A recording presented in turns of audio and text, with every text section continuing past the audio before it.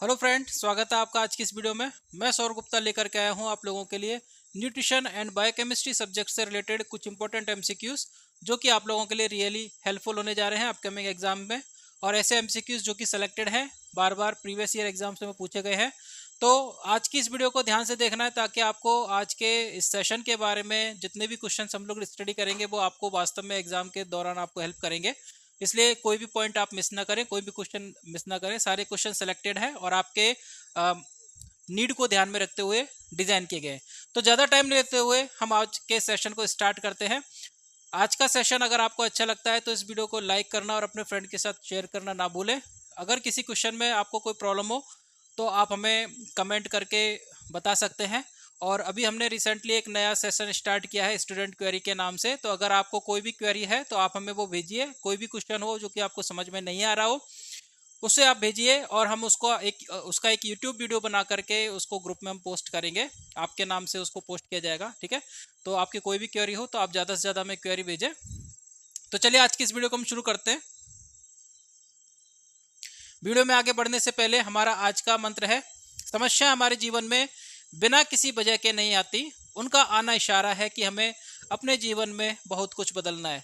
समस्या ध्यान रखिए, हमारे जीवन में चैलेंजेस हर बार आएंगे, कई बार आएंगे। लाइफ जीवन में उतार चढ़ाव आते रहते हैं। तो एक चीज़ ध्यान रखना है कि समस्याएं या कठिनाइयां या चुनौतियां हमें गिराने के लिए नहीं आती हैं, बल्कि हमें कुछ सिखा कर उठाने के लिए आती है। तो इसलिए चुनौतियों को स्वीकार करना सीखिए। और इसी मंत्र के साथ आज हम अपना सेशन स्टार्ट करते हैं। बात करते हैं हम पहला क्वेश्चन जो कि आपके न्यूट्रिशन एंड बायोकेमिस्ट्री सब्जेक्ट से रिलेटेड है। दोनों सब्जेक्ट को हम कंबाइंड लेकर के चल रहे हैं। इसका जितना भी इसका वेटेज बनता है, इंपॉर्टेंट क्वेश्चन पूछे जाते हैं और अगर वो क्वेश्चन हमारे सही हो जाते हैं तो हम इजीली अच्छा स्कोर कर सकते हैं। क्वेश्चन है, विच of the following is the most energy dense nutrients. Question में पूछा गया है कि आपको जो चार ऑप्शन दिए गए हैं, पहला दिया गया है कार्बोहाइड्रेट, दूसरा दिया गया है प्रोटीन, तीसरा दिया गया है फैट एंड चौथा दिया गया है विटामिन। तो आपसे पूछा जा रहा है कि इनमें से एनर्जी डेंस न्यूट्रिएंट्स कौन सा है, मतलब किस कंपोनेंट के पास सबसे ज्यादा एनर्जी मौजूद होती है। तो जिस कंपोनेंट के पास ज्यादा एनर्जी मौजूद होगी वो कंपोनेंट हमको ज्यादा एनर्जी प्रोड्यूस करके देगा। तो चलिए देख लेते हैं। कार्बोहाइड्रेट, 1 ग्राम कार्बोहाइड्रेट कितना, हम यहाँ पर 1 मॉलिक्यूल की बात नहीं कर रहे, ठीक है, कि 1 मॉलिक्यूल कार्बोहाइड्रेट या 1 एटम ऑफ कार्बोहाइड्रेट। एटम तो होगा नहीं क्योंकि मॉलिक्यूल है, ठीक है। तो सिंगल मॉलिक्यूल या सिंगल मोनोसेकेराइड्स कितनी एनर्जी देगा हम उसकी बात नहीं कर, हम बात कर रहे हैं 1 ग्राम। हमारा जो कंपैरिजन फैक्टर है वो क्या है, 1 ग्राम। 1 ग्राम कार्बोहाइड्रेट कितनी एनर्जी देता है, 4 किलो कैलोरी। 4 किलो कैलोरी पर ग्राम। प्रोटीन की अगर हम बात करें तो प्रोटीन भी लगभग इतनी ही कैलोरी देता है, 4 किलो कैलोरी पर ग्राम। फैट की अगर हम बात करें तो 9 किलो कैलोरी पर ग्राम। एनर्जी को हम किलो कैलोरी से इंडिकेट करते हैं। किलो कैलोरी जो है एनर्जी को दिखाने की एक यूनिट है, ठीक है। ओके, बात करते हैं विटामिन। तो विटामिन से हमको कोई एनर्जी नहीं मिलती, लेकिन विटामिन जो होते हैं हमारी बॉडी की कुछ प्रोसेसेस होती हैं, स्ट्रक्चरल प्रोसेसेस होती हैं, एनर्जी यील्डिंग प्रोसेस होती है, उन प्रोसेस में हमें हेल्प करते हैं।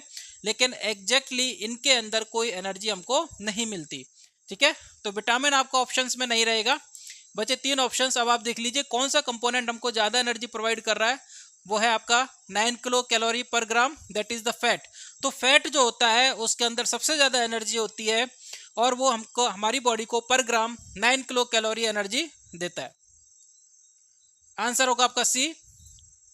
तो यहां पर मैंने की फैक्टर्स यहां पर लिखे हैं, इसको आप याद कर लीजिए, इंपॉर्टेंट है एग्जाम के पॉइंट ऑफ व्यू से, ध्यान रखना है। इसलिए मैंने स्लाइड्स पर लिखे हैं, क्योंकि बोलने में क्या होता है कि कई बार स्टूडेंट वर्ड को कैच नहीं कर पाता, ठीक है। तो यहाँ पर आप स्लाइड को रोक करके, वीडियो को रोक करके आप इन जो वैल्यूज है उनको आप लिख सकते हैं। देखिए सारे जो यहाँ पर आज क्वेश्चन होने जा रहे हैं वो सारे सेलेक्टेड क्वेश्चंस है और काफ़ी सारी नॉलेज आप लोगों को मिलने जा रही है। इसलिए अगर जरूरत पड़े तो वीडियो को पॉज करके और आप इनको वैल्यूज को अपने नोटबुक में नोट कर लीजिए, ठीक है, और इनको बार बार मेमोराइज कीजिए ताकि एग्जाम में आपको हेल्प करे। तो फैट 9 किलो कैलोरी पर ग्राम, कार्बोहाइड्रेट 4 किलो कैलोरी। इसी तरीके से प्रोटीन से भी सेम हमको एनर्जी मिलती है, 4 किलो कैलोरी पर ग्राम। और विटामिन से हमको मिलता है 0 किलो कैलोरी। इसी तरीके से मिनरल्स होते हैं, मिनरल से भी हमको एनर्जी नहीं मिलती, लेकिन मिनरल्स जो होते हैं हमारे एनर्जी यील्डिंग प्रोसेस को बूस्ट अप करने में हेल्प करते हैं, उनके अंदर सपोर्टर का काम करते हैं। ठीक है, नेक्स्ट क्वेश्चन है which vitamin is primarily responsible for blood clotting. देखिए विटामिन जो होता है हमारे बॉडी के न्यूट्रिएंट्स की अगर हम बात करें तो बॉडी में दो प्रकार के न्यूट्रिएंट्स पाए जाते हैं, पहला होता है मैक्रोन्यूट्रिएंट्स और दूसरा होता है माइक्रोन्यूट्रिएंट्स। मैक्रोन्यूट्रिएंट्स ऐसे होते हैं जिनकी हमको बहुत ज़्यादा जरूरत पड़ती है, जो लार्जर क्वांटिटी में जरूरत पड़ती है जिनकी, वो होते हैं आपके कार्बोहाइड्रेट, फैट एंड प्रोटीन। ऐसे न्यूट्रिएंट्स जिनकी हमको लार्जर अमाउंट में जरूरत पड़ती है वो कहलाते हैं मैक्रोन्यूट्रिएंट्स, और ऐसे न्यूट्रिएंट्स जिनको हमको स्मॉल अमाउंट में जरूरत पड़ती है वो कहलाते हैं माइक्रोन्यूट्रिएंट्स, जिसमें आपका आता है विटामिन आता है और आता है मिनरल्स आते हैं। ठीक है, तो इनकी तुलना में मैक्सिमम कंपोनेंट जो हमारी बॉडी का बनता है, चाहे स्ट्रक्चरल पर्पस से हो चाहे एनर्जी रिसीविंग पर्पस से हो, वो इन तीन मैक्रो कंपोनेंट के द्वारा बनाया जाता है। ठीक है, तो ये क्लासिफिकेशन है न्यूट्रिएंट्स का। मैक्रो न्यूट्रिएंट्स होते हैं आपके carbohydrate, fat and protein, and micro nutrients होते हैं आपके विटामिन एंड मिनरल्स। तो विटामिन की अगर हम बात करें तो विटामिन जो होता है वो दो वर्ड से मिलकर के बना होता है, वाइटल और एमिन, जो एक्चुअली दो वर्ड मतलब जब इसकी खोज हुई थी फर्स्ट टाइम तो जिस साइंटिस्ट ने उसकी खोज की थी, ठीक है, उन्होंने इनको वाइटल एमीन्स कहा था, जो कि कालांतर में समय के साथ साथ इनको अपन किस नाम से जानते हैं, विटामिन के नाम से जानते हैं। किस नाम से जानते हैं, विटामिन के नाम से जानते हैं। ठीक है, तो कौन कौन से विटामिन अभी तक डिस्कवर हो चुके हैं उसमें, उस कड़ी में आपके आते हैं ए, बी, सी, डी, ई और के। इसके अलावा बी के अंदर कई कैटेगरी हैं, जैसे B1, B2, B3, B5, B6, B7, B9, B12, इतनी कैटेगरी हम लोग डिस्कवर कर चुके हैं और इनको हम स्टडी करते हैं। ये हमारे लिए बायोलॉजिकल इंपॉर्टेंस के विटामिन हैं जो कि हमारी बॉडी के लिए रिक्वायर्ड है। ठीक है, तो ये एक ओवरऑल क्लासिफिकेशन है विटामिन का, vitamin A, vitamin B, vitamin C, vitamin D, vitamin E and K. ठीक है, तो ये एक ओवरऑल क्लासिफिकेशन है। इनके नाम क्या है, क्या फंक्शंस है, डिटेल में जानने के लिए ऐप के अंदर हमने वीडियो डाली हुई है, जो हमारा सिलेबस है विनायक नर्सिंग अकेडमी के अंदर जो हमारा फोल्डर है उसके अंदर हमने इस कंपोनेंट को रखा है। ठीक है, तो ये आपका एक ओवरऑल व्यू है विटामिन का, इसको मैं ये छोड़ देता हूँ। ठीक है, अब आपसे पूछा गया है ब्लड क्लॉटिंग के लिए कौन सा विटामिन रेस्पॉन्सिबल है, तो ब्लड क्लॉटिंग के लिए जो विटामिन रेस्पॉन्सिबल होता है वो होता है विटामिन के। विटामिन के क्या काम करता है, ये जो आपके ब्लड क्लॉटिंग फैक्टर है, स्पेशली फाइब्रिनोजन, स्पेशली कौन सा, फिब्रिनोजन, फिब्रिनोजन जो आपका फैक्टर होता है, फैक्टर सेकंड आता है, उस फैक्टर के बनने में हेल्पफुल होता है कौन, विटामिन के। तो विटामिन के अगर नहीं होगा तो ये फैक्टर नहीं बनेगा, और ये फैक्टर नहीं बनेगा तो ब्लड क्लॉटिंग आपकी इफेक्टिव नहीं रहेगी। इसके अलावा सेकंड के अलावा ये आपका जो विटामिन है 7, 9 एंड 10 इन फैक्टर्स के डेवलपमेंट में भी हेल्प करता है। तो ये आपके सारे क्लॉटिंग फैक्टर है, और क्लॉटिंग फैक्टर क्या काम करते हैं, जब जरूरत पड़ती है, हेमरेज होता है, ब्लड ब्लीडिंग होती है, उस वक्त ब्लड क्लॉट करने का काम करते हैं। तो अगर ये फैक्टर आपकी बॉडी में प्रेजेंट नहीं है तो ब्लड क्लॉटिंग आपके नहीं होगी और ब्लीडिंग कंटिन्यूस रहेगी, हेमरेज जारी रहेगा। ठीक है, और ये फैक्टर को बनाने में कौन रेस्पॉन्सिबल है, आपका विटामिन के रेस्पॉन्सिबल है। इसलिए विटामिन के को अपन ब्लड क्लॉटिंग के नाम से भी इसको अपन जानते हैं। ठीक है, तो vitamin K is primary responsible for blood clotting. Vitamin क्या होता है, विटामिन के क्या है, एक फैट सोल्यूबल विटामिन है। देखिए जो हमने विटामिन डिस्कस किए थे यहाँ पर, ये हमने एक ओवरव्यू लिया था। इसमें से अगर मैं बात करूं ए, डी, ई, के, ये चारों क्या होते हैं, फैट सोल्यूबल विटामिन होते हैं, और ये जो बी, सी होते हैं वो होते हैं आपके वाटर सोल्यूबल विटामिन। ठीक है, बी और सी जो होते हैं वो वाटर सोल्यूबल विटामिन होते हैं, और बाकी के बच्चे होते हैं वो फैट सोल्यूबल विटामिन होते हैं। तो यहां पर लिखा है vitamin K is fat soluble vitamin that plays a critical role in blood clotting. It helps to produce clotting factor in the liver. कहाँ प्रोड्यूस किए जाते हैं, लिवर के अंदर प्रोड्यूस होते हैं। एक पॉइंट आपको यहां पर मिल गया, which are necessary for stopping bleeding when a blood vessels is injured. ठीक है, vitamin K also helps to activate proteins that helps to strengthen bones. ये प्रोटीन को एक्टिवेट करता है, उस प्रोटीन को जो कि आपकी बोन को स्ट्रॉन्ग बनाती है। ठीक है, कौन सी प्रोटीन होती है वो? ऑस्टियोकैल्सिन प्रोटीन होती है। कौन सी प्रोटीन होती है? ऑस्टियोकैल्सिन प्रोटीन होती है। उस प्रोटीन को एक्टिवेट करता है जो कि आपके बोन को मजबूत बनाने का काम करती है। इसका मतलब विटामिन के का एक फंक्शन और हमारे सामने आ गया, वो है ये बोन हेल्थ में भी अपना रोल प्ले करती है। विटामिन ए आपको पता है विजन को इंप्रूव करती है, इसके साथ साथ इम्यून फंक्शन, स्किल हेल्थ में भी अपना रोल प्ले करती है। विटामिन डी जो होता है वो बोन हेल्थ के लिए स्पेशली काम करता है। और विटामिन ई जो होता है वो एज ए एंटीऑक्सीडेंट्स काम करता है, सेल जो डैमेज सेल्स होती है उनको रिपेयरिंग का काम करता है। ठीक है, तो ये आपके ओवरऑल फंक्शंस हैं। चलिए बढ़ते हैं अगले क्वेश्चन की तरफ। Next question is which mineral is crucial for oxygen transport in the blood? ऐसा कौन सा मिनरल है जो कि ब्लड में ऑक्सीजन ट्रांसपोर्ट में अपना रोल प्ले करता है? देखिए, ब्लड ट्रांसपोर्ट किसके द्वारा किया जाता है? Sorry, oxygen transport. यहाँ पे आपसे पूछा गया है किसके बारे में? ऑक्सीजन के बारे में। तो ऑक्सीजन को ट्रांसपोर्ट करने का काम कौन सी प्रोटीन करती है? हीमोग्लोबिन प्रोटीन करती है, जिसमें क्या होता है? ग्लोबुलिन प्रोटीन होती है प्लस हीम कंपोनेंट होता है। हीम कंपोनेंट जो होता है वो किसका बना होता है? आयरन का बना होता है। हीम कंपोनेंट जो होता है वो आयरन का बना होता है और ऑक्सीजन जो होता है वो इसी हीम कंपोनेंट के साथ अटैच होता है। तो ये प्रोटीन ऑक्सीजन को बाइंड करके और शरीर के अलग अलग हिस्सों में ट्रांसपोर्ट करने का काम करती है। ठीक है, तो हीमोग्लोबिन बनने में कौन सा मिनरल्स प्राइमरीली रेस्पॉन्सिबल होगा? आपके आयरन, कैल्शियम। बाकी जो आपके अदर ऑप्शंस थे, कैल्शियम क्या काम करता है? आपके मसल्स को फंक्शंस को इंप्रूव करेगा, नर्व फंक्शंस को इंप्रूव करेगा, as well as bone density को इंप्रूव करेगा। ऑस्टियोपोरोसिस जो होता है वो किसकी वजह से होता है? कैल्शियम का और विटामिन डी का अगर डिसबैलेंस हो जाता है उसकी वजह से ऑस्टियोपोरोसिस होता है। अगर कैल्शियम आपकी बॉडी में सफिशिएंट अमाउंट में है तो आपकी बोन भी कैसी रहेंगी? हेल्दी रहेंगी। तो कैल्शियम के इंपॉर्टेंट फंक्शंस किस किस में आते हैं? मसल्स में आते हैं, नर्व्स में आते हैं, बोन हेल्थ में आते हैं। मैग्नीशियम की अगर हम बात करें तो मैग्नीशियम के कई फंक्शंस हैं, स्पेशली आपके muscles, nerve functions and heart rhythm को इंप्रूव करते हैं। ठीक है, पोटेशियम जो इंपॉर्टेंट फंक्शंस हम लोग स्टडी करते हैं वो किस में करते हैं? हार्ट में स्टडी करते हैं। अगर पोटेशियम का लेवल फ्लक्चुएट होता है तो उसका सीधा इफेक्ट आपके हार्ट फंक्शनिंग पर आता है, ईसीजी पर आता है। ठीक है, तो इसलिए हार्ट फंक्शन में इंपॉर्टेंट रोल प्ले करता है। इसके साथ साथ मसल्स कॉन्ट्रैक्शंस में भी इसका अपना एक इंपॉर्टेंट रोल होता है। क्लियर है? Next question is what is the recommended RDA की बात कर रहे हैं। आरडीए, देखिए आरडीए का कंसेप्ट क्या है? Recommended daily allowance. हमारे जितने भी मिनरल्स हैं, जितने भी विटामिन हैं, जितने भी मैक्रोन्यूट्रिएंट्स हैं, उन सब के लिए ICMR, Indian Council of Medical Research as well as National Institute of Nutrition, ये दोनों मिलकर के कंबाइंड प्रोजेक्ट करते हैं।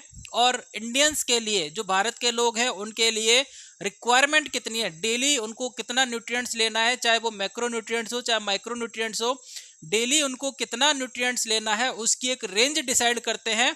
कौन करते हैं? ICMR, Indian Council of Medical research, जो कि एमबीबीएस से संबंधित होती है, डॉक्टरेट डिग्री से संबंधित होती है। जैसे अपने नर्सिंग के अंदर होता है आईएनसी, इंडियन नर्सिंग काउंसिल, उसी तरीके से एमबीबीएस के लिए क्या होता है? ICMR, Indian Council of Medical research, जो कि अभी रिसेंटली चेंज हो चुके हैं।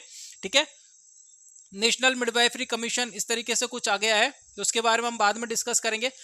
तो ये जो मिल करके कौन? आईसीएमआर एंड एनआईएन की जो रिपोर्ट है, इनकी जो बैठक हुई थी, उन्होंने उसको नाम दिया था 2020। तो आईसीएमआर एनआईएन की जो 2020 में बैठक हुई थी, 2020 में बैठक हुई थी, उसमें उन्होंने लेटेस्ट रिवाइज्ड रेंज डिक्लेयर की थी अपने इंडियंस के लिए कि उनको कितना न्यूट्रिएंट्स लेना है। ठीक है, तो अब यहाँ पर बात कर रहे हैं फाइबर्स की। तो कितना फाइबर होना चाहिए वो आप याद करना पड़ेगा आपको, as it is 25 to 30 grams fibre होना चाहिए। फाइबर की बात करें तो फाइबर जो होते हैं वो क्या होते हैं? पॉलीसेकेराइड्स होते हैं। फाइबर किसके बने होते हैं? पॉलीसेकेराइड के बने होते हैं। किसके बने होते हैं? पॉलीसेकेराइड के। ध्यान रखना, इसका मतलब फाइबर जो होता है वो किसका कंपोनेंट है? कार्बोहाइड्रेट। फाइबर्स जो होते हैं एक्चुअली होते क्या है? कार्बोहाइड्रेट होते हैं। और ऐसे कार्बोहाइड्रेट जो कि हमारी बॉडी में डाइजेस्ट नहीं होते, ऐसे कार्बोहाइड्रेट जो कि हमारी बॉडी में डाइजेस्ट नहीं होते, वो किसका काम करते हैं? फाइबर का काम करते हैं। जैसे आपका आता है सेल्यूलोज,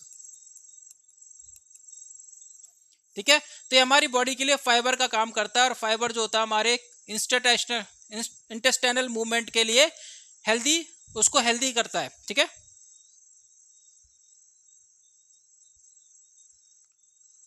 तो फाइबर हमारे लिए क्यों जरूरी है? Promoting regular बॉबल movement. होता क्या है कि इनका डाइजेशन तो होता नहीं है, इसलिए ये खाने को, जो आपका फूड कंटेंट होता है उसको इंटेस्टाइनल वॉल के साथ उसको चिपकने नहीं देते, और इसकी वजह से पेरिस्टालसिस मूवमेंट जो होता है वो अच्छा होता है। ठीक है। तो जो फूड कंटेंट है इंटेस्टाइनल वॉल के साथ चिपकता नहीं है, इसलिए कॉन्स्टिपेशन की प्रॉब्लम भी नहीं आती, और वॉबल जो होता है एकदम क्लीन होता है। और अगर क्लीन वॉबल है तो जितना आपका वॉबल क्लीन रहेगा उतना ही आपके शरीर से बीमारियां दूर रहेंगी। तो promoting regular vowel movement and preventing constipation, इसका इंपॉर्टेंट जो हमारे फाइबर जो हमारी बॉडी में रोल प्ले करता है वो इंपॉर्टेंट ये है। ठीक है। इसके अलावा क्या हमको मेडिकल सिग्निफिकेंस हमको देता है, ब्लड शुगर लेवल को मेंटेन करता है। देखिए कैसे मेंटेन करेगा? अगर किसी को ज़्यादा मीठा खाने की आदत है, अगर वो अपने खाने में फाइबर को इंक्लूड कर लेता है, ठीक है, जैसे डायबिटिक पेशेंट है या जो जिनके अंदर शुगर क्रेविंग होती है, वो अगर खाने में फाइबर को इंक्लूड कर लेते हैं, तो फाइबर क्या होता है, आपके अंदर जो आपका फुलफिलनेस है, स्टोमक, पेट भर जाना, उसकी सेंसेशन को बढ़ा देता है। मतलब आपको ऐसा लगेगा कि मेरा पेट भर गया। तो जितना आप शुगर कंज्यूम करते, उतना आप शुगर कंज्यूम करने से बच जाओगे, आपका पेट जल्दी भर जाएगा। अगर आप जितने ज़्यादा फाइबर्स लोगे बॉडी में, उतना आपका पेट जल्दी भरेगा, और पेट जल्दी भरेगा तो आप खाना, एक्चुअल जो आपका फूड कंटेंट है, कार्बोहाइड्रेट्स, वो आपकी बॉडी में कम जाएगा, क्योंकि ये जो फाइबर्स होता है वो तो डाइजेस्ट होगा नहीं, और इसके साथ साथ आपका जो शुगर कंटेंट कम जाएगा, तो वो आपकी बॉडी के अंदर ब्लड शुगर लेवल को मेंटेन करने में हेल्प करेगा। इसी तरीके से ये कोलेस्ट्रॉल लेवल को भी रेगुलेट करने में काम करता है। और अगर आप फैट कम ले रहे हो, कार्बोहाइड्रेट कम ले रहे हो, तो आपके वेट मैनेजमेंट में भी आपको हेल्प करेगा। तो fibre is the key component. If we are using the fibre in our diet, we can control many are problems, health problems we can control. ठीक है। इसके अलावा ये गट के अंदर किसका काम करता है? उस जो आपके गट बैक्टीरिया होते हैं, जो आपके लिए हेल्पफुल बैक्टीरिया होते हैं, उनके लिए फीडिंग का काम करता है। देखिए आपने दो टर्म सुनी होगी, यहाँ पर मैं आपको बता देता हूँ। एक होता है प्रीबायोटिक, एक होता है प्रोबायोटिक। ये आजकल जनरली कॉमन टर्म्स है। तो प्रोबायोटिक में क्या होता है, आप मेडिसिन लेते हो, तो मेडिसिन एक्चुअली होती क्या है, वो बैक्टीरियाज होते हैं। मेडिसिन में होते क्या है, बैक्टीरिया। कौन से बैक्टीरिया होते हैं? Healthy bacteria. हेल्दी बैक्टीरिया होते हैं। ये बैक्टीरिया आपके गट में जाते हैं, इंटेस्टाइन में जाते हैं, और वहाँ का जो नॉर्मल माइक्रोफ्लोरा है उसको ये बैलेंस करते हैं। ठीक है। इसलिए प्रोबायोटिक का कंसेप्ट है। इसके जैसी टर्म है प्रीबायोटिक। प्रीबायोटिक का मतलब होता है ऐसा फूड कंपोनेंट जो कि इंटेस्टाइनल बैक्टीरिया, जो कि हेल्दी बैक्टीरिया है, उनकी ग्रोथ को बैलेंस करे, उनकी ग्रोथ को रेगुलेट करे, वो फूड कंपोनेंट कहलाता है क्या? प्रीबायोटिक। तो फाइबर्स जो होते हैं ये बेनिफिशियल गट बैक्टीरिया के ग्रोथ को रेगुलेट करते हैं, इसलिए फाइबर्स को अपन और किस नाम से जानते हैं? प्रीबायोटिक का काम करते हैं ये। ठीक है। ये किसका काम करेंगे? प्रीबायोटिक का। तो प्रोबायोटिक एंड प्रीबायोटिक दोनों का कंसेप्ट आपके समझ में आ गया होगा। बड़ा ही सिंपल कंसेप्ट है।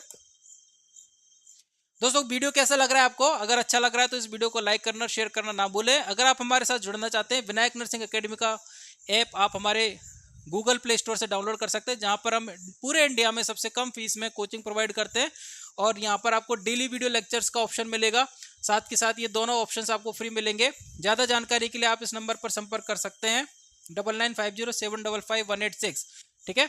और इनके बारे में डिटेल जानने के लिए अगर मैं आपको एक्सप्लेन करूँगा तो वो हो सकता है आपको समझ में आए नहीं आए। आप डायरेक्टली एक्सप्लोर कीजिए, आप खुद डिसाइड कीजिए कि आप हमारे साथ जुड़ना चाहते हैं या नहीं जुड़ना चाहते। ठीक है। चलिए आगे बढ़ते हैं। Next question is which of the following is an essential fatty acids. देखिए यहाँ पे दो चीज समझने वाली हैं।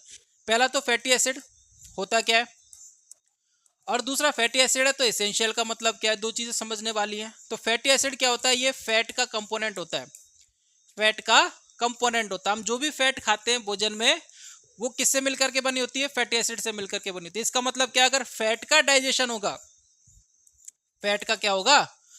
डाइजेशन होगा, तो क्या मिलेगा बॉडी को? फैटी एसिड मिलेगा। ठीक है। तो जो फैट हम लेते हैं, चाहे घी के रूप में लेते हैं, चाहे तेल के रूप में लेते हैं, ठीक है, या रिफाइंड के रूप में लेते हैं, या आलमंड्स, बादाम, नट्स जो भी हैं आपके, जिनके माध्यम से भी आप फैट लेते हो, वो फैट फाइनली हमारी बॉडी किस में कन्वर्ट करती है, उसको फैटी एसिड में कन्वर्ट करती है। ठीक है, अब दो प्रकार के फैटी एसिड होते हैं, एक तो होता है एसेंशियल और दूसरा होता है नॉन एसेंशियल। एसेंशियल मतलब आवश्यक और नॉन एसेंशियल मतलब जो कि जरूरी नहीं है। हमारी बॉडी के लिए सारे फैटी एसिड्स जरूरी है। तो फिर ये कंसेप्ट क्यों आया एसेंशियल और नॉन एसेंशियल का? देखिए, सारे फैटी एसिड्स हमारी बॉडी के लिए जरूरी है। नॉन एसेंशियल का मतलब क्या है? ये वो फैटी एसिड्स हैं जिनको हमारी बॉडी खुद बना सकती है। ये वो फैटी एसिड्स हैं जिनको हमारी बॉडी क्या कर सकती है, खुद बना सकती है, तो उनको बाहर से लेने की जरूरत नहीं है, इसलिए इनको क्या बोल दिया, नॉन एसेंशियल। एसेंशियल का मतलब होता है ऐसे फैटी एसिड्स जिनको हमारी बॉडी प्रोड्यूस नहीं कर सकती, तो उन फैटी एसिड्स को हमको बाहर से लेने की जरूरत पड़ती है, इसलिए वो कहलाते हैं क्या, एसेंशियल फैटी एसिड्स। तो इसमें इंपॉर्टेंट नाम आता है आपके लिनोलिक एसिड का आता है। आपने नाम सुना होगा, ये मैं आपको दूसरे मतलब कहें कि दूसरा नाम बता रहा हूं इसका। अगर मैं इसको फर्स्ट नाम में बोलूंगा तो आपको तुरंत समझ में आ जाएगा। आपने सुना होगा ओमेगा 3 फैटी एसिड, ओमेगा 3 सुना है और ओमेगा 6 सुना है। ठीक है, ओमेगा 3 और ओमेगा 6 दो कंसेप्ट है जिनका कि नाम दिया गया है क्या, लिनोलिक एसिड। तो ओमेगा 6 को बोलते हैं क्या, लिनोलिक एसिड बोलते हैं। और अगर इसको हम लगा दे अल्फा, क्या कर दे, अल्फा, अल्फा लिनोलिक एसिड अगर हम बोलते हैं तो ये बन जाएगा क्या, ओमेगा 3। ओमेगा 3 अगर हम कहें अल्फा लिनोलिक एसिड तो हो गया ओमेगा 3, और अगर हम सिंपल कहें लिनोलिक एसिड तो हो गया ओमेगा 6। इनका जो प्रचुर सोर्स होता है वो क्या होता है, आपके फिश, मछली में, फिश लिवर में ये बहुत ज़्यादा प्रचुर मात्रा में पाया जाता है। जो मीट खा सकते हैं, जो मछलियां खाते हैं, उनको ये सोर्स मिल जाता है। ठीक है, इसके अलावा ये कई चीज़ों में भी प्रेजेंट होता है, जैसे आपके बादाम वगैरह के माध्यम से भी, जो लोग नॉन वेजिटेरियंस हैं उनको ये बादाम वगैरह के माध्यम से भी मिल सकता है। ठीक है, तो लिनोलिक एसिड ऐसा है जिसको कि आपकी बॉडी प्रोड्यूस नहीं करती है, इसलिए इसको आपने किस कैटेगरी में डाला है, इसेंशियल फैटी एसिड की कैटेगरी में डाला है। आपका आंसर जाएगा क्या, थर्ड। तो हमारा जो आंसर था लिनोलिक, उसको अपन जानते हैं ओमेगा 6 फैटी एसिड के नाम से, लिनोलिक। ठीक है, और अगर इसको मैं कहूं अल्फा लिनोलिक, अल्फा लिनोलिक कहें तो ये बन जाएगा ओमेगा 3। ठीक है, omega 6 fatty acids plays a crucial role in various body functions such as, अब क्या क्या काम करता है ये सारे काम है किसके, ओमेगा 6 के। एनर्जी प्रोडक्शन में हेल्प करता है, एनर्जी प्रोड्यूस करता है, सेल मेम्ब्रेन स्ट्रक्चर्स में हेल्पफुल होता है, इन्फ्लामेशन रेगुलेशन, जब इन्फ्लामेशन होता है बॉडी का वहाँ पर काम करता है, और हार्ट के हेल्थ को मेंटेन करता है। अदर जो आपके फंक्शंस हैं जैसे oleic acids mono unsaturated fatty acids होता है, stearic acid saturated fatty acids होता है, पामेटिक एसिड जो होता है वो भी सैचुरेटेड फैटी एसिड्स होता है। तो ये अलग अलग फैटी एसिड्स है। हमसे पूछा गया एसेंशियल, एसेंशियल में आपको इंपॉर्टेंट नाम याद रखना है, लिनोलिक एसिड जो होता है, लिनोलिक एसिड जो होता है ये इंपॉर्टेंट नाम है। आपसे अगर एसेंशियल पूछेंगे तो भी इसका आंसर आपको ऑप्शन आपको दिया जाएगा एग्जाम में। ठीक है, या फिर ओमेगा 3 या ओमेगा 6 का ऑप्शन दिया जाएगा। तो ओमेगा 3 भी दिया जाए, ओमेगा 6 भी दिया जाए, तो ये कैसे हैं, essential amino acids. Next is which vitamin deficiency causes scurvy, scurvy किस विटामिन की कमी से होता है? आपके ऑप्शन है vitamin A, vitamin B12, vitamin C and vitamin D. किस विटामिन की कमी से स्कर्वी होता है? वो है आपका आंसर सी। ठीक है, vitamin C deficiency causes scurvy a disease characterised by, अब इसके क्या क्या लक्षण होते हैं? फटीग होगा, मलाइज होगा, कनेक्टिव टिश्यू डिफेक्ट, आपके जो भी कनेक्टिव टिश्यूज हैं जैसे ब्लड वगैरह है उसमें डिफेक्ट आएगा, पुअर बोन डीलिंग, और इंपॉर्टेंट फीचर्स मसूड़ों से खून आना और जॉइंट में पेन होना। मसूड़ों से खून आना और अगर जॉइंट में पेन हो रहा है तो इसका मतलब व्यक्ति के अंदर किसकी कमी है? विटामिन सी की कमी है। ठीक है, विटामिन सी को अपन किस और नाम से जानते हैं? एस्कॉर्बिक एसिड के नाम से जानते हैं। इसका और क्या फंक्शंस होता है? ये तो होगी डेफिशिएंसी, लेकिन विटामिन सी अगर हमारी बॉडी में मौजूद है तो वो किस काम में आएगी? कोलाजन प्रोडक्शन करेगी। आयरन एब्जॉर्प्शन में, इम्यून फंक्शंस में एंड एज ए एंटीऑक्सीडेंट्स का काम करती है। एंटीऑक्सीडेंट्स क्या होता है फंक्शंस, जहां पर बॉडी हमारी एज्ड सेल्स को, जो कि बूढ़ी हो चुकी है, जो कि बुजुर्ग ओल्ड हो चुकी है, उन सेल्स को डैमेज करके नई सेल्स के प्रोडक्शन में हेल्प करता है, तो वो कहलाता है एंटीऑक्सीडेशन। और इसके अलावा जो एजिंग प्रोसेस होती है कि कोई सेल जल्दी एज्ड हो जाती है, उस एजिंग प्रोसेस को भी स्लो करता है, वो होता है एंटीऑक्सीडेंट्स। ठीक है, तो ये इसके इंपॉर्टेंट फंक्शन है। कोलाजन जो होता है वो आपके मसल्स की प्रोटीन होती है, तो उस प्रोटीन के फॉर्मेशन में भी हेल्प करता है। तो विटामिन सी कनेक्टिव टिश्यूज के फॉर्मेशन में भी हेल्प करता है। इसके अलावा वुंड डीलिंग में भी हेल्प करता है। अगर विटामिन सी की कमी है तो वुंड डीलिंग प्रोसेस क्या हो जाएगी, डिले हो जाएगी। क्लियर है, तो ये सी के फंक्शंस हैं।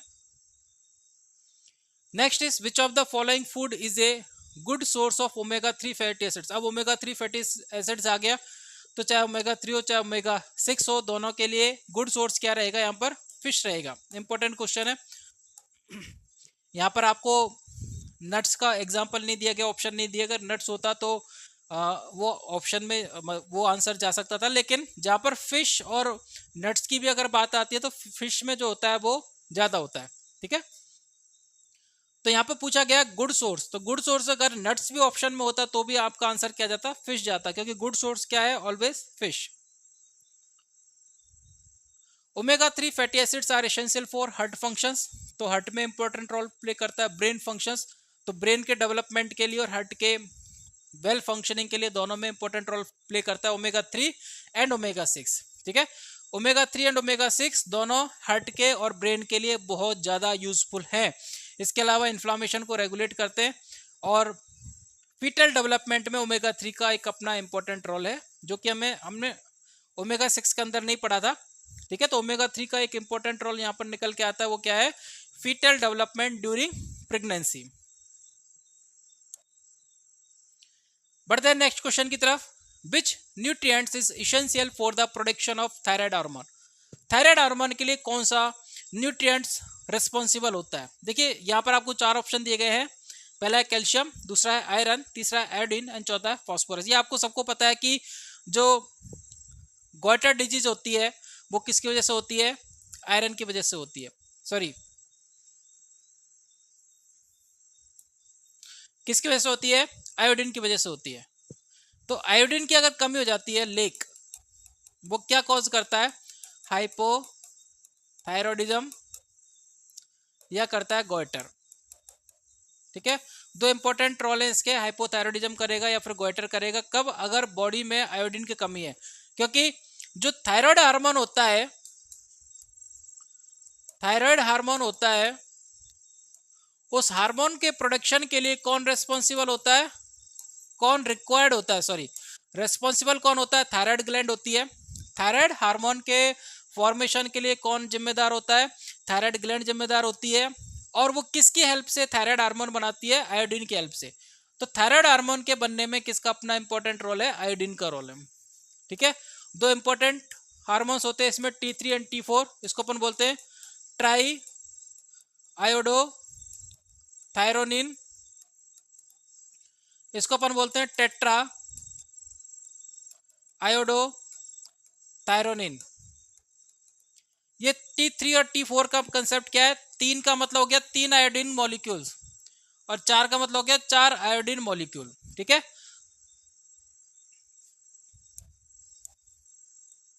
ये क्या दिखाई दे रहा है आपको, आयोडो। आयोडो किसको इंडिकेट कर रहा है, आयोडीन को। तो triiodothyronine T3, tetraiodothyronine T4, ये दोनों नाम है। टेट्रा में मतलब 4 आयोडीन, ट्राई में 3 आयोडीन। तो जो टेट्रा होता है उसको अपन और किस नाम से जानते हैं, थायरोक्सिन के नाम से जानते हैं। जो थायरोक्सिन होता है हार्मोन, थायरोक्सिन हार्मोन, वो होता है आपका T4। क्लियर है, तो ये T3 एंड T4 दोनों के फॉर्मेशन के लिए कौन रिस्पॉन्सिबल, आपके आयोडीन। तो अगर आयोडीन की कमी हो जाती है तो ये हार्मोन नहीं बनेंगे, बॉडी में थायराइड हार्मोन की कमी हो जाएगी, और इसकी वजह से क्या हो जाएगा, हाइपोथायरॉयडिज्म या गॉइटर। क्लियर है, iodine is essential nutrients for production of thyroid hormone. क्या क्या है इसमें, triiodothyronine and thyroxine. T4 को अपन क्या बोलते हैं, वही चीज हमने जो पहले पढ़ी है। Without sufficient iodine the thyroid gland can not produce enough thyroid hormone leading to condition like hypothyroidism, under activate thyroid, goitre, enlargement of the thyroid gland, जिसको हिंदी में अपन बोलते हैं घेंगा रोग। यहाँ पे गले में क्या हो जाती है, सूजन आ जाती है, क्योंकि थायराइड ग्लैंड यही प्रेजेंट होती है। तो थायराइड ग्लैंड का क्या हो गया, एनलार्जमेंट हो गया, साइज में बढ़ जाती है। क्या हो जाता है, साइज में बढ़ जाती है, तो वो हमको बाहर रिफ्लेक्ट होने लगती है, दिखाई देने लगती है। तो गले का साइज बढ़ जाता है, जिसको कि अपन हिंदी में बोलते हैं घेंगा और इंग्लिश में बोलते हैं गोइटर। ठीक है। कैल्शियम का आपको पता है बोन हेल्थ के लिए रिस्पॉन्सिबल होती है, इंपॉर्टेंट फीचर्स। आयरन आरबीसी के फॉर्मेशन में हेल्प करती है, और फास्फोरस जो होता है उसका भी बोन हेल्थ में, टीथ में अपना एक इंपॉर्टेंट रोल होता है। इसके अलावा ये प्रोटीन सिंथेसिस में भी हेल्प करता है। तो ये फास्फोरस का इंपॉर्टेंट फंक्शंस क्या है, बोन में, टीथ फॉर्मेशन में, बोन फॉर्मेशन में हेल्प करता है। इसके साथ साथ प्रोटीन सिंथेसिस में भी ये हेल्प करता है। बढ़ते हैं नेक्स्ट क्वेश्चन की तरफ। विच of the following is the most complete source of protein. देखिए कंप्लीट सोर्स ऑफ प्रोटीन का मतलब क्या होता है, यहां पर हम पहले समझ लेते हैं, तब हम इसका आंसर करेंगे। अधिकतर ये कहा जाता है कि नॉन वेजिटेरियंस जो होते हैं उनको प्रोटीन की कोई कमी नहीं होती, क्योंकि उनको मीट से अच्छा प्रोटीन मिल जाता है। लेकिन जो वेजिटेरियंस होते हैं उनको प्रोटीन की रिक्वायरमेंट पूरी करने के लिए मीट लेना पड़ेगा, या फिर उनको सप्लीमेंट्स लेने पड़ेंगे। यहां पर हम आज इस मिथ को हटाने जा रहे हैं। ठीक है। वेजिटेबल्स में भी हमारे पास कुछ ऐसे ऑप्शंस मौजूद हैं जो कि आपके प्रोटीन की रिक्वायरमेंट को पूरा करने में हेल्पफुल है। तो चलिए आज डिस्कस करते हैं हम कंप्लीट प्रोटीन का कंसेप्ट, समझते हैं कि कंप्लीट प्रोटीन होती क्या है। कंप्लीट प्रोटीन होती क्या है, देखिए दो प्रकार की होती है प्रोटीन, एक तो होती है कंप्लीट और दूसरी होती है इनकम्प्लीट। ठीक है, दो प्रकार की प्रोटीन होती है। अब ये कंप्लीट और इनकम्प्लीट का कंसेप्ट क्या आपने पढ़े होंगे। प्रोटीन जो होती है वो किससे मिलकर के बनी होती है, एमिनो एसिड्स। प्रोटीन का जो सिंगल यूनिट होता है, जो बेसिक यूनिट होता है, वो क्या होती है, एमिनो एसिड्स होती है। कई प्रकार के एमिनो एसिड्स मिलकर के क्या बनाते हैं, प्रोटीन बनाते हैं। और इन एमिनो एसिड्स के बीच में कौन सा बॉन्ड पाया जाता है, पेप्टाइड बॉन्ड पाया जाता है। कौन सा बॉन्ड पाया जाता है, पेप्टाइड बॉन्ड पाया जाता है। तो ये एमिनो एसिड्स एक, ये एमिनो एसिड्स दो, ये एमिनो एसिड्स तीन, इसी प्रकार की लंबी चेन होगी। और इनके बीच में जो बॉन्ड देखने को मिलेगा वो कौन सा होगा, पेप्टाइड बॉन्ड होगा। इसलिए प्रोटीन का दूसरा नाम क्या है, प्रोटीन को अपन और किस नाम से जानते हैं, पॉलीपेप्टाइड भी कहा जाता है। प्रोटीन को और क्या कहा जाता है, पॉलीपेप्टाइड। क्यों, क्योंकि इसमें मल्टीपल पेप्टाइड बॉन्ड होते हैं between the amino acid structures. तो ये लॉन्ग चेन होती है और ये कंप्लीट चेन मिलकर के क्या कहलाती है, प्रोटीन कहलाती है। ठीक है, ये आपका एक बेसिक कंसेप्ट समझ में आ गया आपको। अब ये जो एमिनो एसिड्स हैं, कई प्रकार के एमिनो एसिड्स होते हैं, मोर देन 300 एमिनो एसिड्स मौजूद है। ठीक है, पूरा जो भी ऑर्गेनिज्म है, जो भी बायोलॉजिकल सिस्टम है, उसके अंदर 300 से ज़्यादा एमिनो एसिड्स प्रेजेंट हैं। हम इंसानों के लिए उसमें से 20 एमिनो एसिड्स सबसे ज़्यादा जरूरी है। कितने, 20। उनमें से भी हमारे पास 8 एमिनो एसिड्स, ठीक है, अभी पहले 8 मानते थे कंसिडर, लेकिन अभी लेटेस्ट इसको हम 9 कंसिडर करते हैं, क्योंकि हिस्टिडीन जो है इसको सेमी एसेंशियल माना जाता था, लेकिन अभी हिस्टिडीन को अपन इसके एसेंशियल के साथ ही इसको कंसिडर करते हैं। ठीक है, तो 9 एमिनो एसिड्स ऐसे होते हैं जो कि इसेंशियल होते हैं। क्या होते हैं, इसेंशियल। इसेंशियल का कंसेप्ट हमने फैटी एसिड के अंदर पढ़ा था। फैटी एसिड में जो इसेंशियल वर्ड का मतलब है, वही वर्ड का मतलब यहाँ पर है।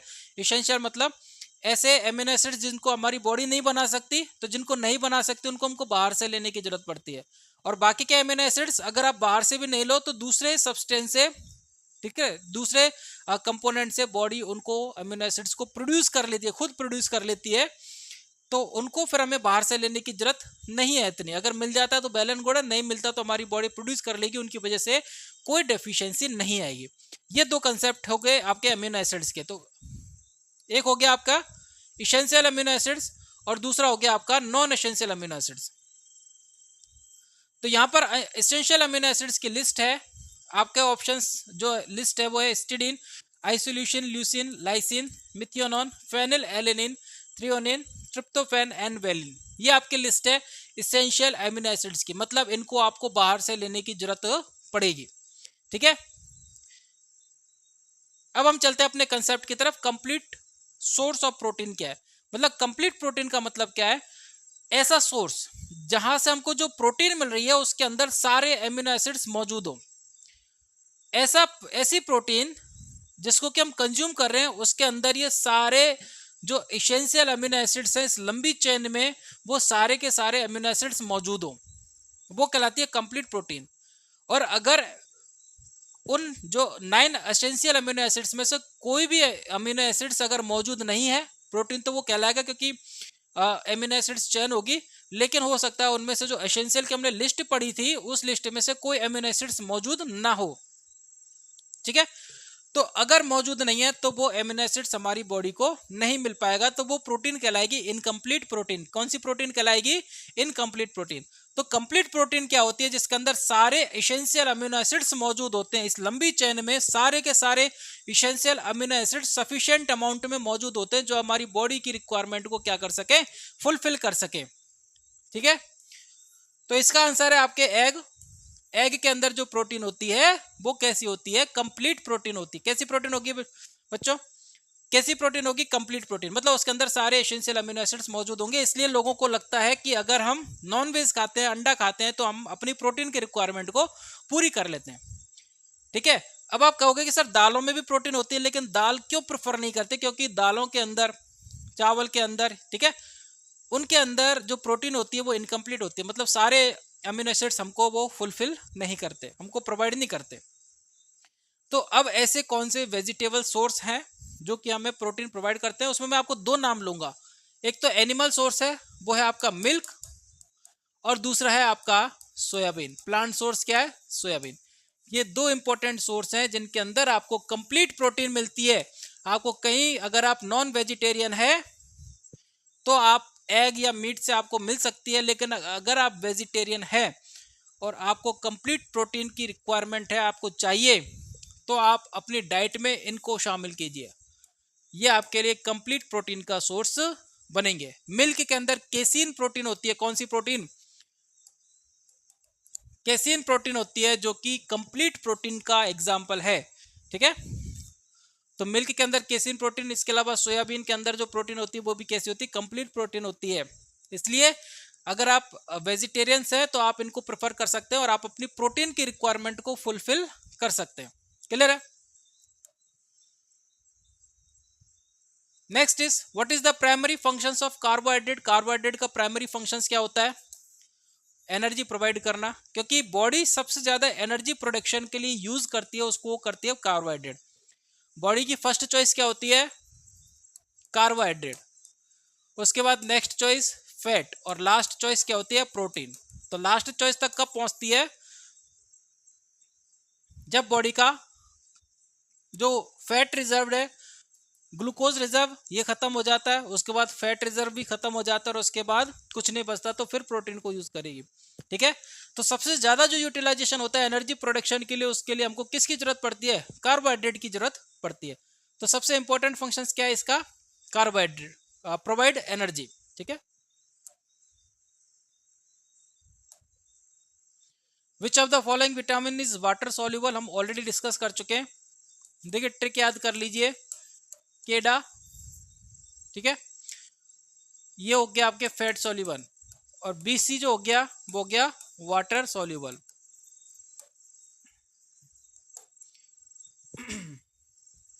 Water soluble. तो यहां से हम थोड़ा सा प्रोनाउंसिएशन वाली ट्रिक ले सकते हैं।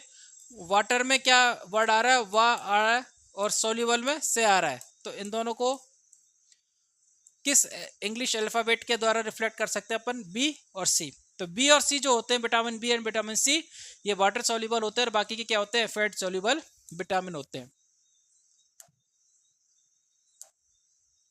विच mineral is most important for bone health? Bone health के लिए देखिए पोटेशियम भी, सॉरी, यहाँ पर आपको क्लियर ऑप्शन दिया गया है।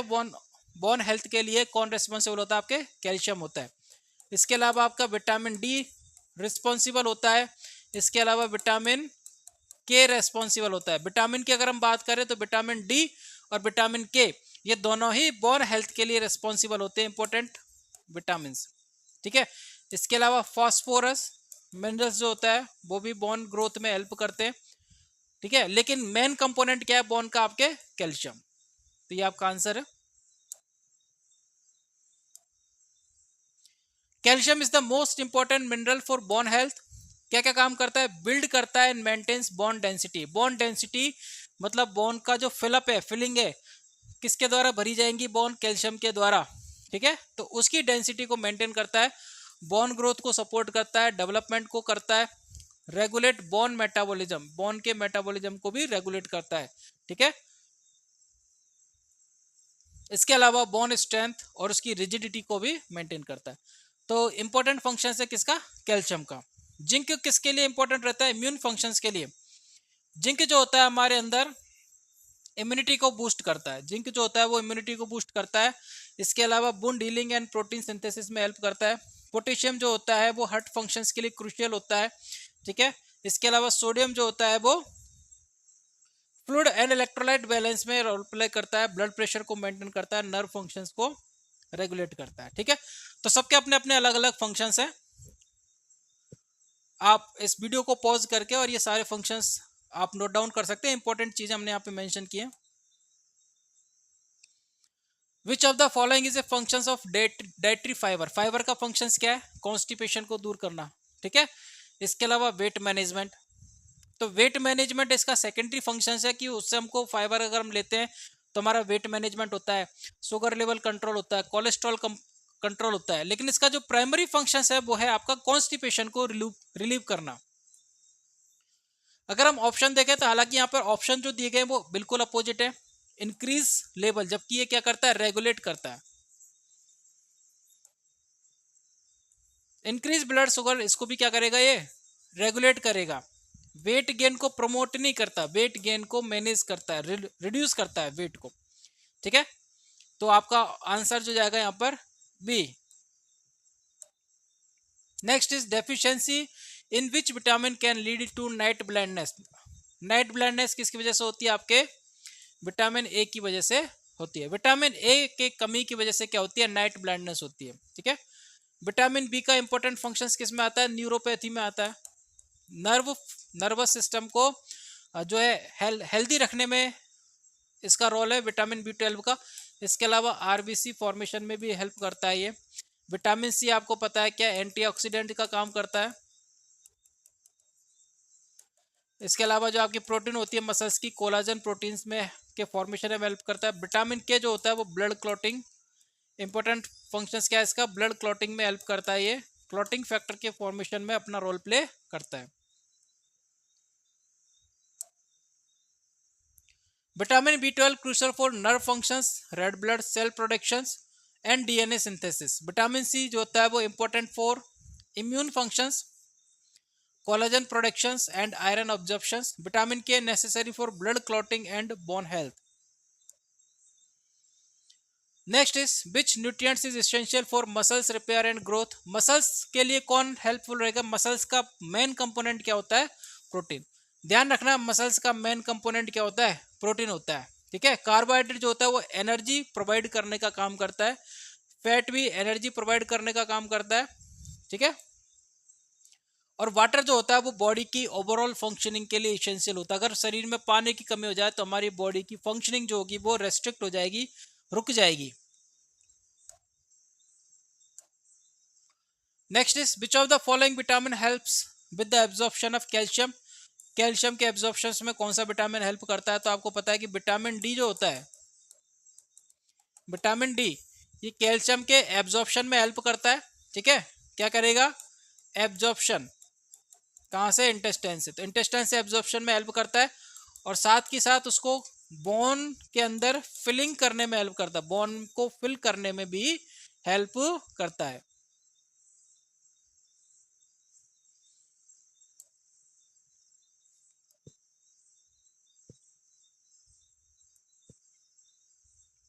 Vitamin D plays a crucial role in calcium absorption and bone health by enhancing calcium absorption in the small intestine। कहाँ पर होता है इसका एब्जॉर्प्शन? स्मॉल इंटेस्टाइन में होता है। कैल्शियम कहाँ एब्जॉर्ब होता है? स्मॉल इंटेस्टाइन में एब्जॉर्ब होता है। ठीक है, regulating calcium level in the blood, blood के अंदर कैल्शियम लेवल को रेगुलेट करता है। मेंटेनिंग बोन डेंसिटी, कैल्शियम की जो फिलिंग है बोन के अंदर उसको मेंटेन करता है। अगर विटामिन डी की कमी हो जाती है तो बोन से कैल्शियम निकलने लगता है ब्लड में। अगर विटामिन डी की कमी हो जाती है तो बोन से कैल्शियम निकल करके ब्लड में आ जाता है, इसकी वजह से बोन कमजोर हो जाती है और ऑस्टियोपोरोसिस का रिस्क बढ़ जाता है। तो विटामिन डी जो होता है वो बोन के हेल्थ के लिए आपको समझ में आ गया किस तरीके से रेस्पॉन्सिबल है। तो maintaining bone density and strength, ये इसका इंपॉर्टेंट फंक्शंस है। Supporting bone growth and development, तो ये विटामिन डी के फंक्शंस हैं। Next is what is the main source of energy of the brain. Brain की एनर्जी का मेन सोर्स क्या है, आपको पता है पूरी बॉडी का एनर्जी का मेन सोर्स क्या है, आपके ग्लूकोज। तो वही ब्रेन आपके मैक्सिमम जो एनर्जी प्रोड्यूस करता है वो किससे करता है, ग्लूकोज से करता है। ठीक है, एक क्वेश्चन यहां पर इंपॉर्टेंट बनता है कि अगर फास्टिंग है, क्या है फास्टिंग, फास्टिंग में क्या होता है, बॉडी में ग्लूकोज की कमी हो जाती है और बॉडी क्या करती है, फैट को यूटिलाइज करती है। तो फैट को यूटिलाइज करती है, इससे बनेगा फैटी एसिड, और फैटी एसिड का जब मेटाबॉलिज्म होगा तो बनेगी कीटोन बॉडीज। क्या बनेंगी, कीटोन बॉडी। कीटोन बॉडी क्या होती है, जिनके अंदर कीटोन ग्रुप पाया जाता है। कीटोन बॉडी क्या होती है, जिनके अंदर कीटोन ग्रुप प्रेजेंट होता है, वो कहलाती है कीटोन बॉडी। तीन प्रकार की कीटोन बॉडीज इंपॉर्टेंट है हमारी बॉडी में। पहली है एसीटोन, दूसरी है एसीटो एसीटेट, पहली है एसीटोन, दूसरी है एसीटो एसीटेट, और तीसरी है वीटा हाइड्रोक्सी ब्यूटारेट, BHB। ये तीन प्रकार की कीटोन बॉडीज होती हैं, acetone, aceto acetate and beta hydroxy butyrate. जब फास्टिंग की कंडीशन आती है तो बॉडी फैट को डिसॉल्व करती है, फैट को यूटिलाइज करना स्टार्ट करती है, और फैट से बनता है फैटी एसिड, और फैटी एसिड के मेटाबॉलिज्म से बनती है कीटोन बॉडीज। तो ये जो कीटोन बॉडीज है जिसको मैं सर्कल कर रहा हूं बीटा हाइड्रोक्सी ब्यूटारेट, फास्टिंग के टाइम पर ब्रेन के द्वारा सबसे ज्यादा जो एनर्जी ली जाती है वो किस से ली जाती है, beta hydroxy butyrate ketone bodies से ली जाती है। तो कीटोन बॉडीज का एक अल्टरनेटिव फंक्शंस भी है। कीटोन बॉडीज जो होती हैं वो एनर्जी प्रोडक्शन में हेल्प करती हैं। किस में हेल्प करती हैं, एनर्जी प्रोडक्शन में। लेकिन अगर ब्लड में कीटोन बॉडीज ज्यादा हो जाती है तो फिर आपकी किडनी के ऊपर नेगेटिव इफेक्ट डालती हैं। कीटोन बॉडीज आपके अंदर एनर्जी प्रोडक्शन का काम करेंगी, लेकिन अगर ब्लड में इनका लेवल बढ़ जाता है तो फिर आपके किडनी के ऊपर नेगेटिव इफेक्ट डालती हैं। इसलिए कीटोन बॉडीज का ज्यादा होना हमारे लिए एक हार्मफुल कॉन्सिक्वेंसेस प्रोड्यूस करता है। ठीक है, लेकिन अगर फास्टिंग की कंडीशन है और ब्रेन को एनर्जी तो चाहिए, तो ब्रेन एनर्जी किससे लेगा, beta hydroxy butyrate ketone bodies से। तीन प्रकार की कीटोन बॉडीज हमारी बॉडी के अंदर इंपॉर्टेंट हैं। कौन सी, एसीटोन, दूसरी है एसीटो एसीटेट, और तीसरी है बीटा हाइड्रोक्सी ब्यूटारेट। ये तीनों इंपॉर्टेंट कीटोन बॉडीज हैं जिनको कि हमारी बॉडी में एनर्जी प्रोडक्शन के लिए यूज किया जाता है। Which vitamin is essential for the formation of red blood cells. Red blood cells के लिए कौन सा विटामिन जिम्मेदार होता है, B12। ये अभी हम पढ़ चुके हैं। विटामिन ए जो होता है वो विजन के फंक्शंस को मेंटेन करता है। विटामिन सी जो होता है वो आपके, विटामिन सी की कमी से क्या हो जाती है, स्कर्वी हो जाती है। ठीक है, इसके अलावा ये कोलाजन प्रोडक्शन, आयरन एब्जॉर्प्शन उनमें हेल्प करता है। ठीक है, एंटीऑक्सीडेंट का काम करता है। विटामिन डी आपको पता है बोन हेल्थ को मेंटेन करने का काम करता है vitamin D. Next is which of the following fat is considered healthy and beneficial for health function. अब देखिए यहाँ पर फैट आपको दिए गए, trans fat, saturated fat, mono unsaturated fat and hydrogenated fat. Fat के केमिकल कंपोजिशन के आधार पर ये चार नाम दिए गए। तो पहले हम समझेंगे सैचुरेटेड फैट होता क्या है। ठीक है, ये हो गया कार्बोक्सिल ग्रुप हो गया, और उसके बाद ये लॉन्ग कार्बन चेन हो गई। किसी के अंदर 6 कार्बन होंगे, किसी के अंदर 10 होंगे, किसी के अंदर 12 होंगे, किसी के अंदर 18 होंगे। अलग अलग प्रकार के फैटी एसिड्स चेन है, ये फैटी एसिड्स चेन है। ठीक है, कार्बन किसके साथ जुड़ा होगा, H के साथ, क्योंकि कार्बन की संयोजकता कितनी होती है, 4 होती है। लास्ट वाला कार्बन 3 हाइड्रोजन के साथ जुड़ा होगा, बीच वाले कार्बन 2 हाइड्रोजन के साथ जुड़े होंगे। ठीक है, ये सिंपल सा कंसेप्ट है। अब हम सबसे पहले समझेंगे सैचुरेटेड फैट क्या होता है। देखिए ये जो एग्जांपल हमने लिया है सैचुरेटेड फैट का लिया है, ये एग्जांपल जो है क्या है, सैचुरेटेड फैट। ऐसे ऐसा फैटी एसिड्स जिसमें कार्बन कार्बन के बीच में कोई डबल बॉन्ड नहीं है।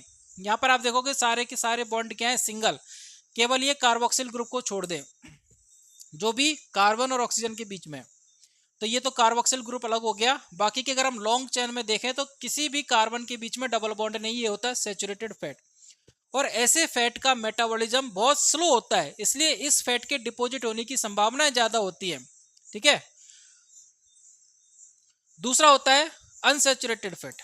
अनसैचुरेटेड फैट क्या होता है, अगर किसी फैट में कार्बन और कार्बन के बीच में क्या मिले, डबल बॉन्ड मिले। अगर किसी फैटी एसिड्स में कार्बन और कार्बन के बीच में क्या मिले, डबल बॉन्ड मिले। ठीक है,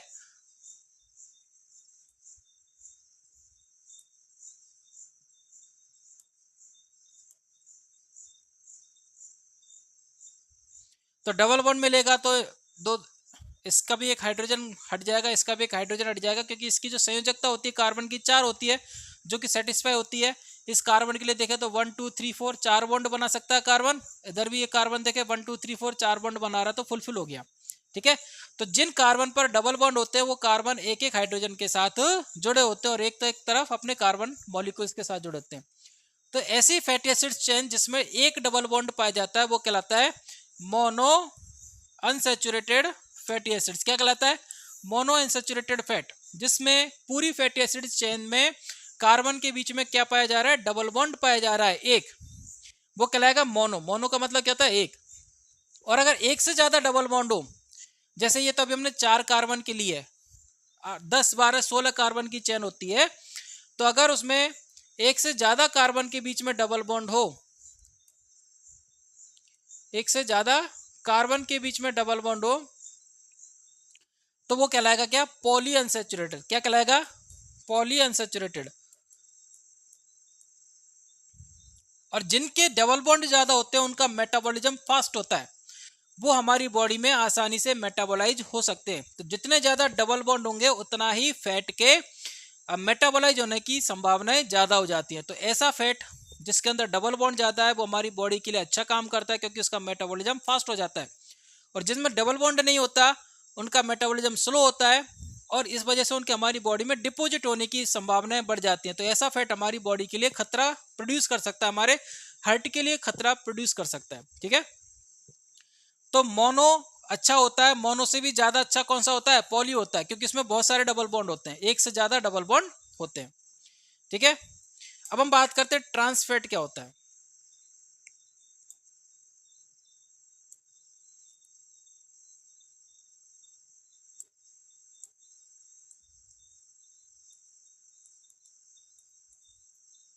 ठीक है, एक ये कंडीशन है जिसमें जो डबल बॉन्ड वाले कार्बन है उसमें एक में तो हाइड्रोजन इस तरफ है नीचे की तरफ, और एक में हाइड्रोजन क्या है, ऊपर की तरफ।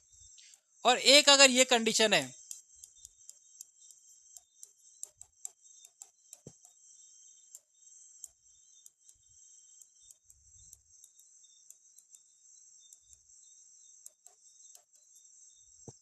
जिसमें जो डबल बॉन्ड वाले कार्बन है उनके पास एक एक ही हाइड्रोजन होगा, क्योंकि ऑलरेडी 4 संयोजकताएं पूरी है, इसकी 4 बॉन्ड बना रहा है।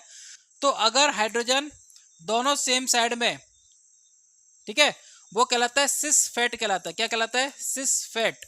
अगर हाइड्रोजन एक ही साइड में और हाइड्रोजन अगर अपोजिट साइड में, तो ये कहलाता है ट्रांस फैट। क्या कहलाता है, ट्रांस फैट कहलाता है। ठीक है, तो अलग अलग कंडीशन है, केमिकल कंपोजिशन के आधार पर ये क्लासिफिकेशन दिया गया है। ठीक है, तो सिस फैट एंड ट्रांस फैट का कंसेप्ट आपको समझ में आ गया।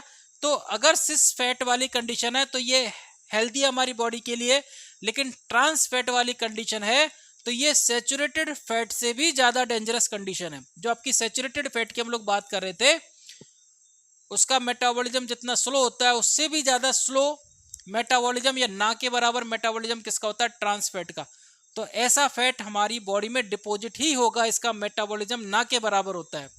ठीक है, तो जैसे हम लोग खाते हैं वनस्पति घी खाते हैं, डालडा खाते हैं, ये जो कि ठोस होते हैं, सॉलिड होते हैं, वो हमारे ट्रांस फैट का एग्जांपल है, जो कि कैसे होते हैं, हाइड्रोजनेटेड होते हैं। कैसे होते हैं, हाइड्रोजनेटेड फैट।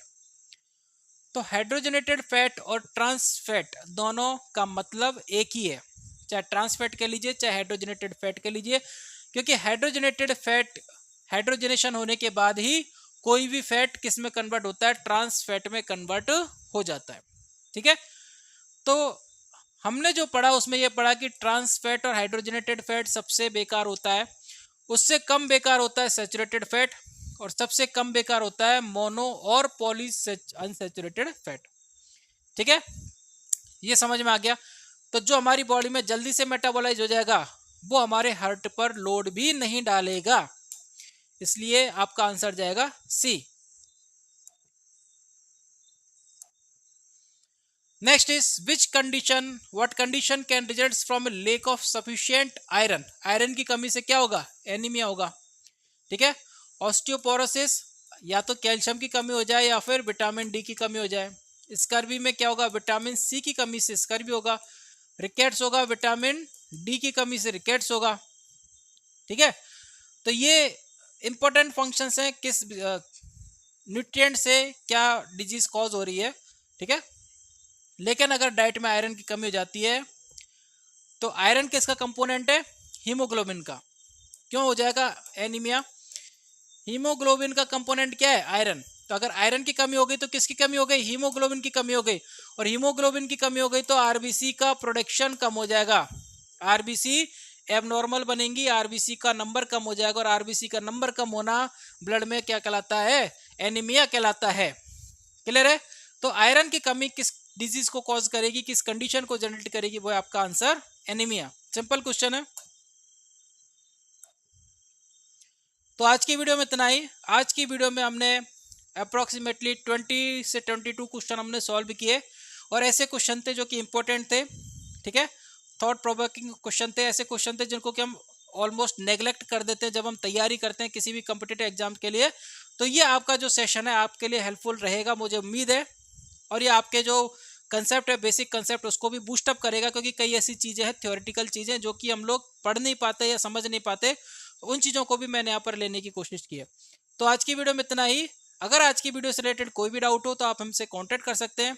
इसके अलावा न्यूट्रिशन बायोकेमिस्ट्री से संबंधित कोई भी क्वेरी आपके मन में हो तो आप हमें वो भेजिए, हम उसको अपने स्टूडेंट क्वेरी सेक्शन में शामिल करेंगे और उसके ऊपर एक यूट्यूब वीडियो बनाएंगे। तो आज की वीडियो में इतना ही। Thank you very much.